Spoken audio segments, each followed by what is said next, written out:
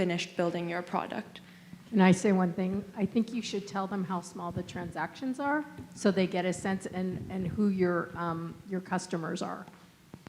Yeah, thank you. That's a good question.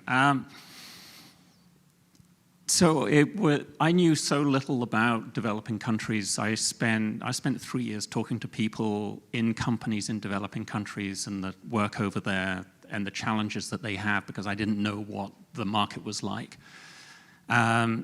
We're talking about people that are earning $2 a day. I mean, these are minuscule transactions. What do they spend on an everyday basis? Maybe 10 cents to buy some rice.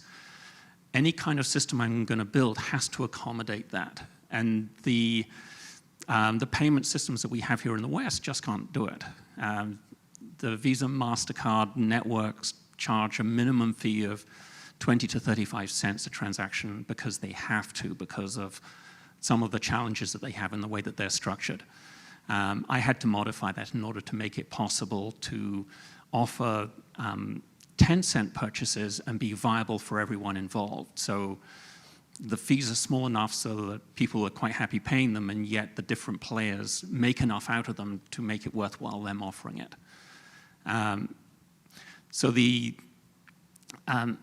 What makes this possible, and I'm maybe veering a bit, what makes this possible is that everyone now has cell phones. I mean, it's staggering. You've got people that are like herding goats on the side of mountains and they've got cell phones. It's absolutely amazing.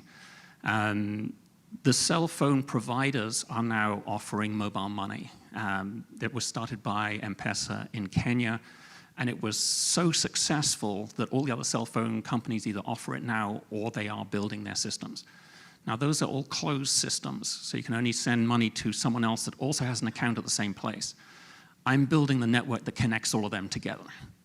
So I can facilitate all those tiny transactions, but they have the customer, so I don't have to go out and get the customer. They're offering our services to their own customers, and they get to make money doing that. But we really are talking about tiny, tiny little transactions, and if you're going to do that, there better be a lot of them. If you're collecting maybe 1/10 of a cent on a 10-cent purchase, you better be making billions of those transactions to make this viable, because it costs a lot of money to run this system. So it's a volume game. And fortunately, from that perspective, it's a volume market. It's a matter of getting out there. 3 billion people. I mean, that's rather mind-blowing. I'm a numbers guy, and that rather blew me away.